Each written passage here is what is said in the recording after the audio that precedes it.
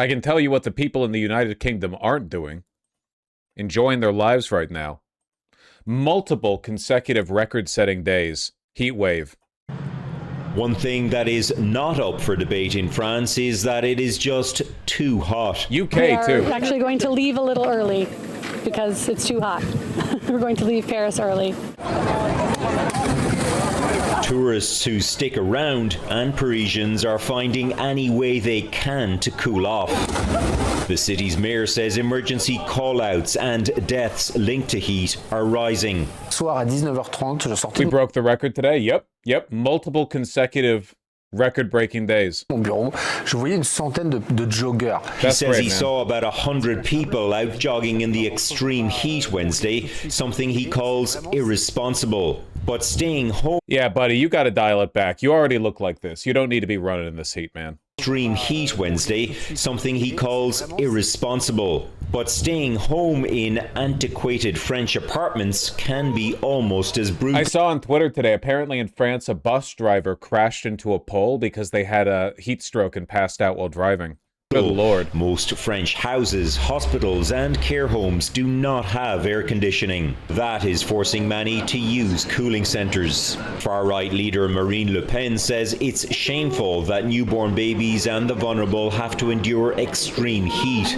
She says AC must be rolled out in homes and public spaces. Far-left leader Jean-Luc Mélenchon calls the widespread use of AC a false solution that uses more energy and makes climate change worse, but his party and the government... I mean, that's technically true, but unfortunately, like, AC, I don't think there's an alternative. Like, it is true. It doesn't solve the fundamental problem, and it does make climate change worse, but it's also like, you can't let your country be unlivable for 4 months out of the year, man. Government do now want to see AC in public buildings. Here in the UK, it's almost as hot. A new temperature record for June was broken on Wednesday and again today. Just like France, Britain is not built for this heat. Back home, Canada, where I'm from, we have AC. So that's the one thing, like everywhere we go, all the buildings we go, we all have AC. And like over here, that's one thing I noticed, there's no AC. So like, there's no real way to deal with it other than just a cold shower. Until the weather in Europe cools or infrastructure changes, that may be the best option. Yeesh. Multiple record-setting days, man. The UK has just had the hottest June day on record twice in a row. Reluctantly, I've left the sanctuary of the cool Al Jazeera offices because I'm on my way to go and meet someone to talk to about the effects of extreme heat on the human body, particularly in a country that isn't used to it. I've got my water, but first it's the ordeal of the tube. But here's the thing. The UK doesn't think of itself as a hot country. Most homes, small workplaces. So I don't think climate change cares how you identify. Listen, okay, you were assigned toasty at birth. All right, I don't think climate change gives a fuck how you identify. There's even some public transport. It's not air conditioned. Look, it's 30 degrees on the Northern Line. In 2022, the UK hit a record of 40.3 degrees. There were 61,000 excess heat-related deaths in Europe that year. The body really needs a very narrow range of temperatures at which it functions normally. And if you raise that temperature beyond a certain level, that really is a very serious and life-threatening emergency. On Wednesday, the London Ambulance Service recorded its highest ever number of those. It takes about 3 weeks for people to fully acclimatise to the heat. We don't have that when there's a sudden heat wave. The physical warning signs are nausea, confusion, rapid breathing and heart rate, losing your thirst, and particularly if you stop sweating. How are you keeping cool? I know this doesn't solve the problem, but I really, really strongly encourage you guys to start like thinking of the summer as a thing that you have to prepare for, like the winter. Like, if you live in a place that gets cold, you probably have a winter coat, gloves, a hat. You need to think of the summer as a thing that has to be, like, survived. the way you do the winter, you know? This is already the case in places that regularly get super, super hot. But yeah, you need to have, like, make sure you have really light flowing linen or silk or tropical wool clothing. Make sure that you're familiar with various sunscreen brands and that you know what you like, so that you can just reach for it really easily. Just you be prepared for it, you know?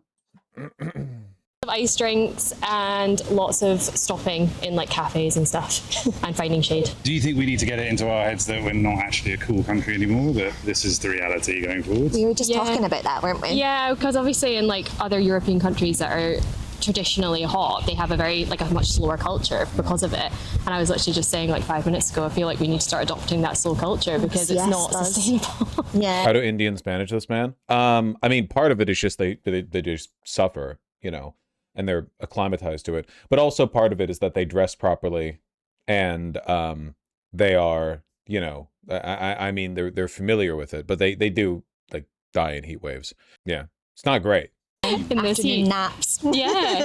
Breaks from work. Historically, buildings in the UK were designed to retain heat and to cope with cold winters rather than to allow for people to keep cool. So it's very important in those circumstances for people to be able to access cooler environments, and you can do that at a shopping mall or a supermarket.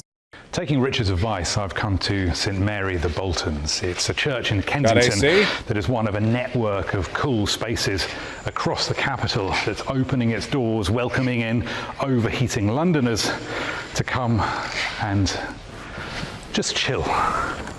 There's a designer named Gracia Ventus who I am a personal fan of, and she was talking about this. One of my methods for layering in the summer is using an oversized tunic as an overshirt. I think she's quite nice. Good design sensibilities from this lady. Very flowy clothing. All black in summer. Yeah, well, I mean, this was posted in, you know, probably not 95-degree heat, but it's, you know, it's the fabric. Am I allowed to wear short shorts? I mean, I would not wear short shorts in super high heat. You don't want to burn. It is, okay, I know a lot of people won't believe me on this. It is literally cooler. It makes you feel more cool to wear loose, baggy, light clothing than it does to wear as little clothing as possible. That's why throughout like all of human history, workers who worked in the blazing sun wore big, long, white, flowy clothing rather than basically no clothing at all. The reason for that being that the like linen trousers or whatever will literally take the sweat off your skin and keep it from feeling like damp, and it will do it'll hasten the process that allows heat to radiate from your skin. Also, you can feel the breeze of the fabric blowing around you. Like, just look at how people in the Middle East dress. Look at how people in India dress, you know? Unless you live in a humid tropical jungle. Dog, look at how Indians dress. The humidity over there is like 5,000%. They wear lots of layers because of the bugs, too. How people in the Sahara dress and why. Why are these long robes actually one of the best things to wear in extreme heat? Whereas Western methods of cooling off typically suggest that less clothing is better, the kind of robes traditionally worn by the Bedouin and Tuareg peoples prove that actually more fabric can mean less heat. The Bedouin and Tuareg are historically nomadic people who live and herd in the Arabian, Syrian, Sinai... How is loose polyester in the heat? Yeah. The problem is mostly that it's going to get stinky as fuck super quick. You're sweating a lot, so you're producing a lot of body oil, and the body oil is going to be attracted to the polymers in the polyester, and it's going to stink like real bad real quick, you know? So I would recommend like linens.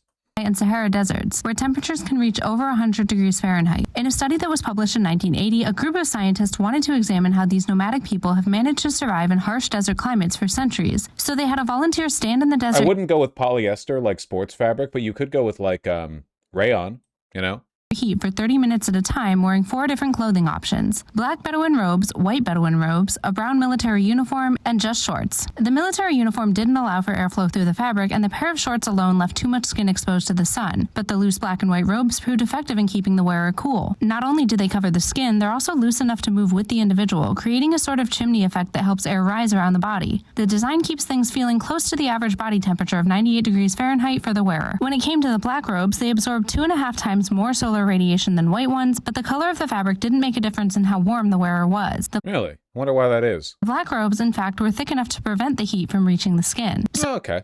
A lot of tactics. All right, well, whatever the case.